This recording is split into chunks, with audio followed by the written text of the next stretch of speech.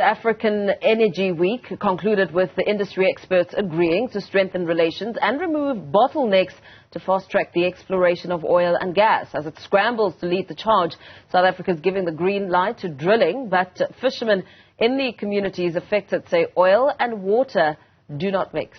Business reporter Ntokozo Khumalo has that report.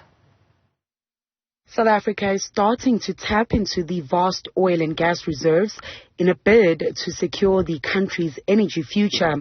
That's despite opposition from environmentalists and fishing lobby groups.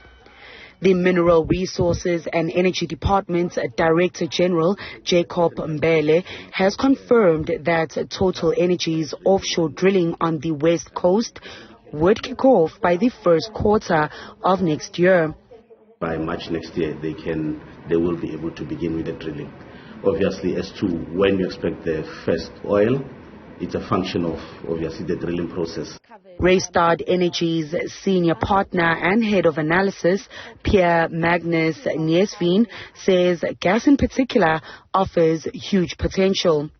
Gas is more flexible, it has low investment cost, and there is huge gas discoveries being made just off Mossel Bay. So we think that gas should be used to power Africa, to help from the load shedding crisis that we have experienced in the country for some years. While energy experts at the African Energy Week are looking to fast-track the exploration of oil and gas in South Africa, fishermen say oil and water should not mix. Regan James has been a fisherman for half his life and is part of fishing community representatives along the coastline, including Handberg, Mossel Bay and Saldanha Bay. He says fishermen are distressed by the Total Energies project getting the green light so close to their doorstep. Me, myself, tell oil and gas people for Total to come and speak to the fishers. This is since last year. We're still waiting on them to come have a meeting with the fishermen whose livelihoods is in the sea. James says the proof is already in the pudding for what lies ahead for the Handberg community. Like wat het gebeur in Mossel Bay met die oil spill wat daar gebeur het. Daar's geen vis daar meer nie. Die vis is weg daarso. Dieselfde gaan gebeur met ons.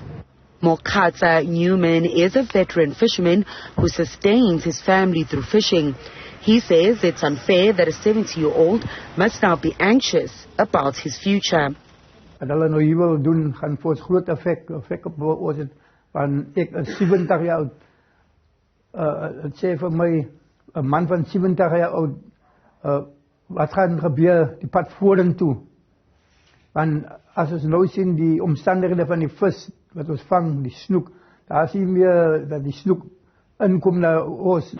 The fishermen say they use the income that they make out at sea to further develop their communities, building homes, clinics and schools for the most economically vulnerable households. They've also clubbed together in order to acquire a piece of land for a boatyard for all owners to store their boats. But one fisherman, Daryl, says it's pointless owning boats with no business. I got more than 500 people, fishermen up here. They own nothing in this sea.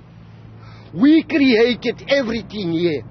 We built this harbor like it is today. We, the people here, made this a fishing village. But we still have nothing. So oil is not going to solve our lives. Oil is going to let us die. Blue Wave Fisheries Director James Best, who works with fishing corporations from communities such as Handberg, says the energy challenge is a catch-22 as he understands the fishermen's grievances but also feels the pinch of energy insecurity in his business. Load shedding doesn't help. When we're not big enough to have our own generator or solar or batteries, so if there's no power, there's no work. We have to try and continue paying the workers and hope the power comes back on. Another concern is the possibility of a fuel shortage and rising prices. 3 years ago, the price we're paying now is almost double. So obviously we have to try and pass that on to the consumer, but that takes a long time. You can't just increase the cost by double for hake overnight. He concludes that supporting fishermen such as Regan and others access greater markets could make it easier to find the balance between exploration and community fishing. The South African Energy Development Institute says investments will be channeled to research and development to ensure the right balance between exploration, the environment, and preserving communities' livelihood in South Africa's future energy mix is met. For Newzroom Afrika, I'm Ntokozo Khumalo in Cape Town.